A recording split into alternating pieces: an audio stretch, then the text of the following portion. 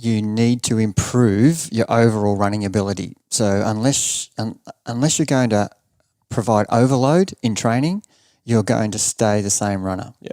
So that's the first point that has to be made.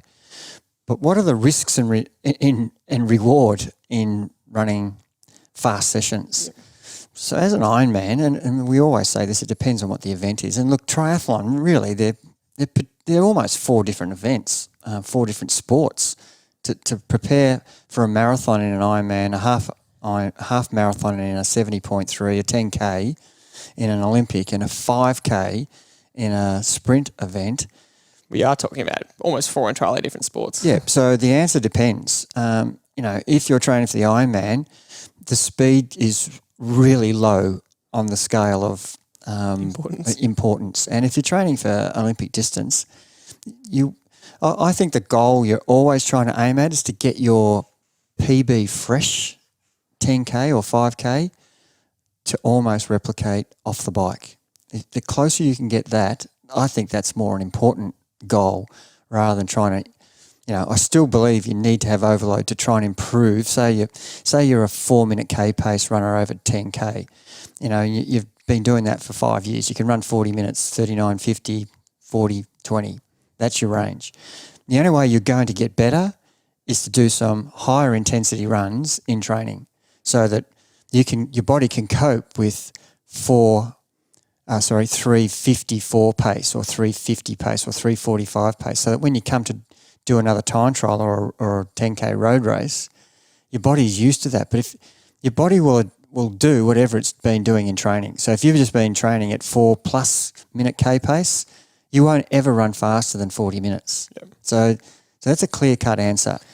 Especially, the Olympic distance is known as the quote-unquote shorter distance, but it is not a short event. And a 10K isn't still not a fast event unless you're a professional. You're not running quick in the 10K. No. And when I say 4-minute K pace for Olympic distance, the majority of we're talking about age group athletes here. So let's get that straight as well. We're not talking about Ryan Grigsons of the world or Jordan Williams who are able to run sub 30. They're running 250 something pace. That's quick. Yeah, for their. So we're not talking about those athletes.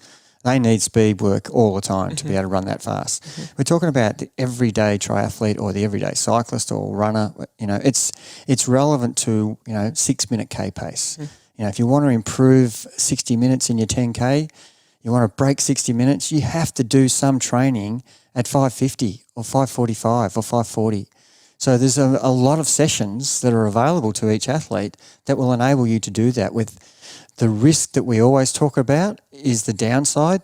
The upside is do those sessions. Mm-hmm. The downside is do those sessions and you may not get to the start line. Yeah. Because the age grouper is normally, sure, we've got age groupers who are 20 to 25, 25 to 30, but the majority of age groupers are probably 35 and above, and therefore the risk of injury as a runner is far greater than a younger guy who maybe hasn't been running for 20 years. He's only taken up running for 2 or 3 years as a triathlete. So the body's got relatively few niggles. So you've got to really try and protect the body so it can get to the start line. So the risk reward with doing a lot more faster speed work as an age grouper is not there. Mm.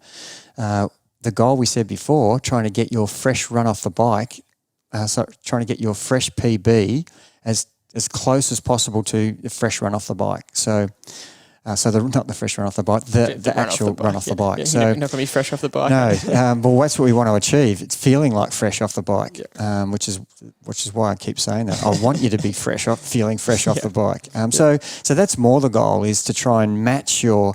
So do we have to run faster in training to match what we're doing?